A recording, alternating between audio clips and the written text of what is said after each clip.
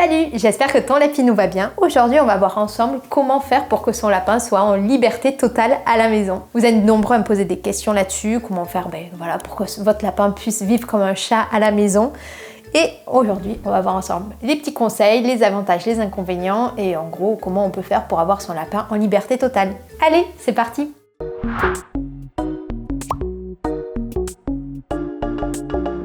Déjà, qu'est-ce que ça veut dire d'avoir un lapin en liberté totale? Tout simplement, c'est un lapin, comme je vous le disais, qui va vivre comme un chat à la maison. Il n'a pas d'enclos, encore moins de cage, et il peut aller et venir où il veut. Il y a différentes alternatives, mais grosso modo, votre lapin a un espace à lui avec de la litière, son foin, ses gamelles, qui est ouvert, il n'a pas de barrière, et il peut aller et venir dans toute la maison, tout simplement. On peut ou choisir, comme moi j'ai fait, une pièce de la maison qui leur est vraiment dédiée et que j'ouvre ponctuellement, quasiment toute la journée quand je suis là et quelques heures par jour quand je suis absente. Ou alors, au contraire, vous pouvez choisir d'avoir votre pièce principale, donc votre salon par exemple, qui est la pièce principale de votre lapin et de lui interdire l'accès, par exemple à la salle de bain ou je sais pas, aux toilettes, à la cuisine ou des choses comme ça, des pièces qui ne vous arrangent pas. Avoir un lapin en liberté, ça comprend des avantages et aussi des inconvénients. Les avantages, c'est plutôt simple, c'est un lapin qui va être juste vachement plus épanoui qu'un lapin qui va être enfermé. Il est libre, il peut aller où il veut, faire ce qu'il veut, dormir où il veut, aller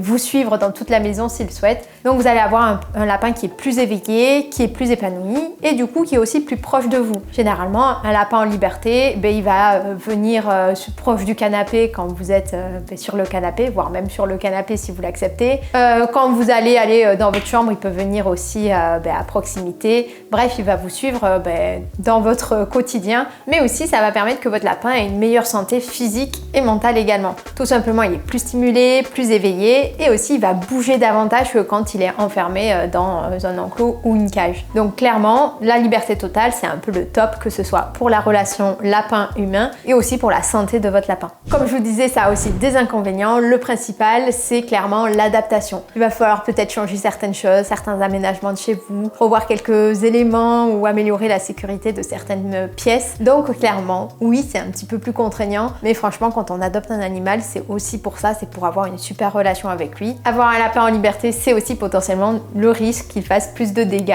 Donc pour ça, il va falloir vraiment que vous vous renseigniez sur comment bien sécuriser l'habitat de votre lapin, mais aussi donc chez vous. J'avais fait une vidéo spécialement dédiée sur le sujet que vous pouvez aller voir évidemment, où je donne plein de petits conseils pour justement éviter que votre lapin fasse des grosses bêtises. Il faut savoir que certains lapins vont être très sages, ne vont pas forcément avoir un réflexe de ronger tout ce qui traîne. En vrai, Cerise, je m'aperçois qu'elle fait pas trop de bêtises.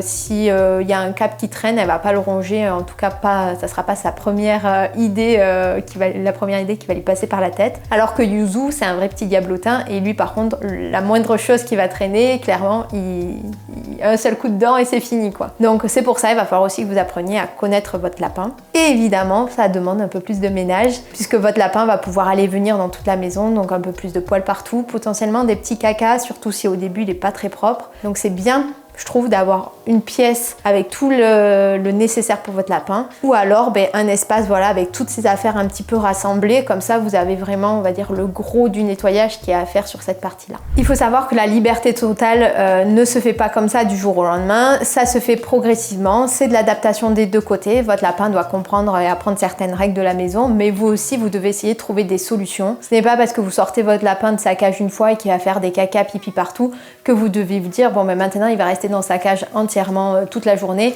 parce qu'il n'est pas propre. Non, déjà la cage c'est pas du tout adapté au lapin et en plus c'est plutôt à vous d'essayer de trouver des solutions pour que votre lapin puisse sortir et qu'il arrête de faire ses crottes partout. Donc il faut plutôt essayer de penser problème et solution. Ça aussi, il faut pas oublier la liberté totale, ça se mérite et parfois il peut y avoir des contraintes du coup comme je vous le disais juste avant. Maintenant, on va se mettre en situation, vous venez d'adopter un petit lapin et votre objectif c'est d'avoir un lapin qui vit en liberté totale.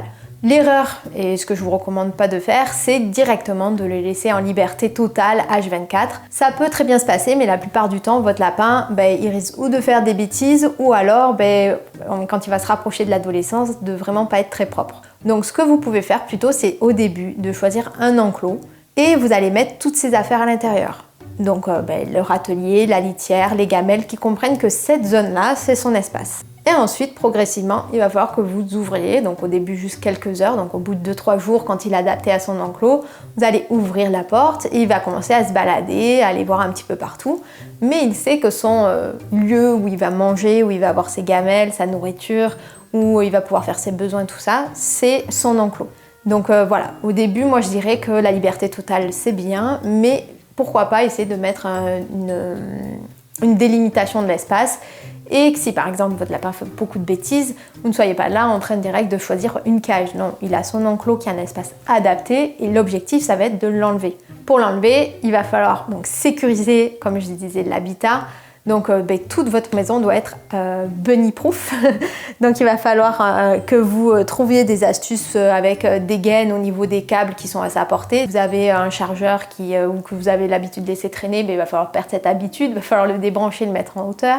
Si vous avez des plantes vertes aussi assez basses, votre lapin peut les ronger, s'intoxiquer et tuer votre plante. Donc c'est pas l'idéal non plus. Donc il va falloir un petit peu essayer de trouver des astuces pour que votre lapin s'acclimate au mieux dans votre maison, mais aussi que votre maison s'adapte à votre lapin. Et chose importante, si jamais votre lapin vient sur le canapé ou sur le lit, il faut savoir qu'à partir d'un certain âge, ils vont avoir tendance à marquer leur territoire. Leur objectif, c'est que l'odeur reste le plus possible à l'endroit où ils vont faire leur pipi et leur caca. Donc, ils vont choisir des matières qui absorbent. Évidemment, les coussins, les tapis, les canapés, les lits, toutes ces matières-là sont des matières un peu spongieuses qui vont conserver l'odeur malgré le fait que vous allez essayer de nettoyer l'erreur, le pipi de votre lapin. Donc à partir du moment où votre petit lapin il vient sur le canapé, vous prenez en considération le fait qu'à partir d'un certain âge, il risque de faire ses pipis et caca dessus. Ce que je vous recommande, c'est au début, donc quand ils sont jeunes, qui sont pas encore castrés, stérilisés et potentiellement que la propreté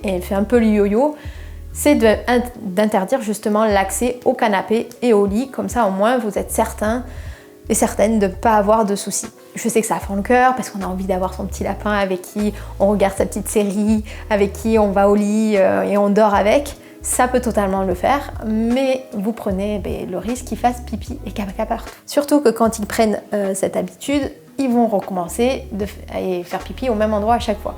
Donc moi ce que je vous recommande c'est ou d'interdire ça, ou alors vous le prenez en considération et vous mettez une alaise, une protection sur le canapé, surtout quand vous n'êtes pas là. Tout ça pour éviter que le pipi imprègne votre canapé et qu'à la fin vous vous retrouvez avec un canapé qui sent l'urine de lapin et c'est pas super top. Et justement l'objectif aussi avant d'avoir un lapin en liberté totale, ça va être de maximiser la propreté. Comme je vous le disais, si vous avez un petit lapin, au début il va être propre, il va pas vous faire pipi caca partout, c'est très rare quand ils font leurs besoins partout dès le début. Vous allez lui apprendre à faire ses petits besoins dans sa litière, ça va venir assez vite et après il va être propre.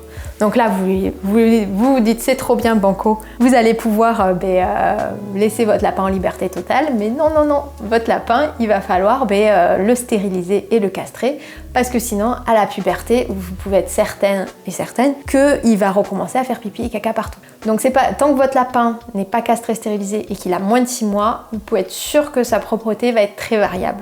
Donc ce que je vous recommande plutôt, c'est vraiment d'attendre plusieurs mois, on va dire, la castration, la stérilisation de votre lapin.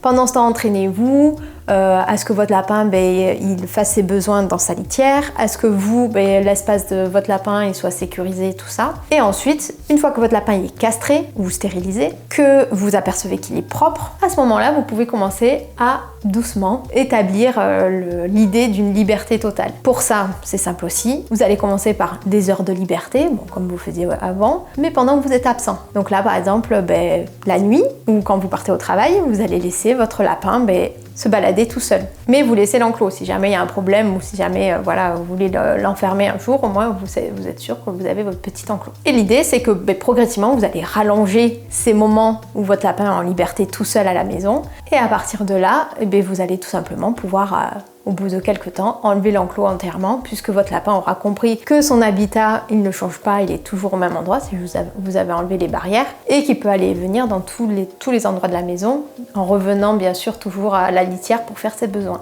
Il y a Cerisou, elle a flopé sa mère là.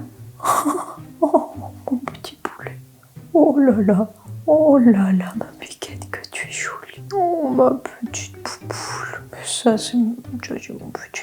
On fait une petite pause douceur pour vous rappeler de vous abonner. On vous laisse le temps d'aller cliquer sur le petit bouton et de vous abonner. Merci. Donc grosso modo, il faut savoir que tous les lapins peuvent parfaitement vivre en liberté totale. Maintenant, si comme moi, vous avez des petits lapins récalcitrants, notamment un qui est marron avec des petites oreilles droites, vous pouvez opter pour des alternatives. Donc évidemment, il y a l'enclos. Donc à ce moment-là, je ne sais pas si vous apercevez ou que vous êtes rassuré quand votre lapin, je ne sais pas, il est en liberté la nuit, mais pas quand vous êtes vraiment absent à 100%. Mais à ce moment-là, vous pouvez choisir de le laisser dans son enclos pendant l'après-midi ou la journée quand vous n'êtes pas là. Et le soir et toute la nuit, il est en liberté totale. Ça marche aussi. Si vous avez une pièce que vous pouvez dédier à vos lapins, comme moi j'ai fait avec cette chambre, mes lapins ont 11 ou 12 mètres carrés, je sais pas exactement combien il fait, rien qu'à eux.